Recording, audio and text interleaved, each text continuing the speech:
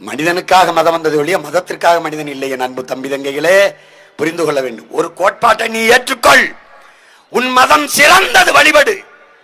என் மதமும் சிறந்தது, வழிவிடு. இந்த கோட்பாட்டை ஏற்றுக்கொள். சாதியா, அண்ணல் அம்பேத்கர் கோட்பாட்டுக்கு வா. நான் யாருக்கும் அடிமை இல்லை, எனக்கும் யாரும் அடிமை இல்லை. இந்த தத்துவத்தை ஏற்றுக்கொள். பிறப்பின் அடிப்படையிலே பேதம் பார்க்கிற, உயர்வு தாழ்வு பாராட்டுகிற இந்த வர்ணாசிரம கோட்பாட்டுக்கு எதிராக புதிய ஒரு கோட்பாட்டை நீ வகுத்துக் கொள்ளவில்லை என்றால் நீ எழுச்சி பெற முடியாது, வெற்றி பெற முடியாது, விடுதலை பெற முடியாது. நம் தாத்தா ரட்டமலை சீனிவாசன் அவருடைய கருத்தை இதயத்திலே பதிவு செய்து கொள்.